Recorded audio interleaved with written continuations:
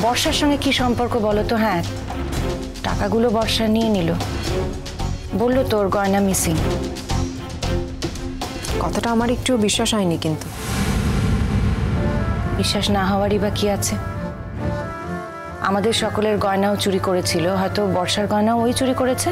না না বৌদি ভাই দাঁড়াও, এবার কিন্তু আমারও সন্দেহ হচ্ছে। মিঠি তো ঠিকই বলছে। দেখো, যদি সত্যি বর্ষার ওই গয়নাগুলো হারিয়ে যেত তাহলে কিন্তু এত সহজে থামতো না, এই বাড়ি একেবারে এফোড় ওফোড় করে দিত।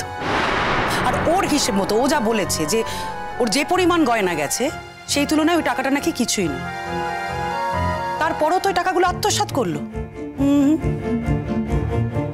এর মধ্যে অন্য কোনো গল্প আছে বৌদি ভাই। আর সেই গল্পটা আমাদের খুঁজে বার করতে হবে, তাই বাড়ির সবাইকে সেটা জানাতেও হবে। কি জানাবো? আরে জানাবে না? তুমি মায়ের গয়নাগুলো ছাড়াবে বলে অতগুলো টাকা সরিয়ে রেখেছিলে, সেই টাকাগুলো পাওয়া যাচ্ছে না, সেটা তুমি সবাইকে বলবে না? আশ্চর্য। কাকে আর জানাবো বলো তো? কি হবে জানিয়ে? ওই তো বর্ষার বুবলাই, উল্টে আরো 10টা কথা শুনি। আর কাকে জানাবো বলো? সে কখনো কথায় কথায় বলে দেবো খুন। বাবিলকে জানাবো। আর মার বন্ধক দেওয়া গয়না তুলবো বলে টাকা তুলে রেখেছিলাম, সেটা মাকে জানানোর কোনো প্রয়োজন নেই। তবু আমার মনে হয় এই পুরো ব্যাপারটা বাড়ির সবাইকে জানানো উচিত। বুবলাইদের সামনে তুমি প্রমাণ করে দাও সে বর্ষা খুব একটা ধোয়া তুলসী পাতা নয়, সাধু পুরুষ নয়। হ্যাঁ, রক্ত মাংসের মানুষ, কিন্তু অনেক খারাপ মানুষের থেকেও একটা খারাপ মেয়ে। আমি এসব প্রমাণ করে করবোটা কি আমায় বলতে পারো?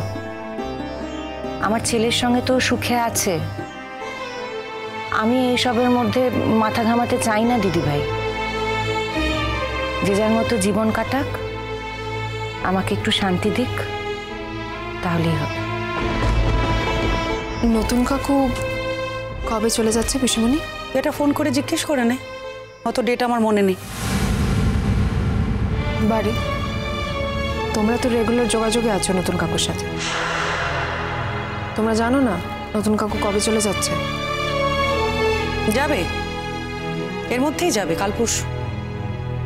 ও একেবারে এখানকার চাকরি ছেড়ে দিয়ে চলে যাচ্ছে?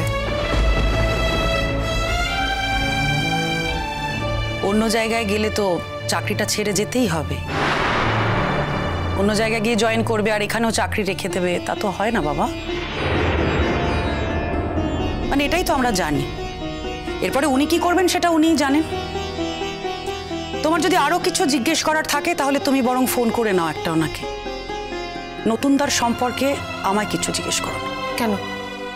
তোমাকে জিজ্ঞেস করলে কি হবে? আমি বলবো না।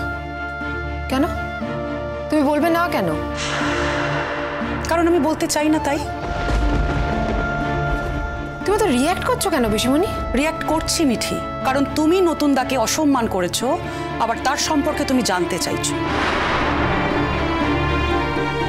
আমি কিন্তু তোমার এই অসম্মান করাটাকে মেনে নিইনি, আর ঠিক সেই জন্যে তোমার এই বিষয়ে আমি কোনো প্রশ্নের উত্তর দেব না।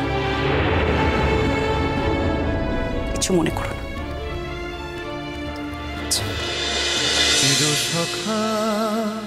চিরসখা সোম থেকে রবি প্রতিদিন রাত 9টায় স্টার জলসায় ও জিও হটস্টারে।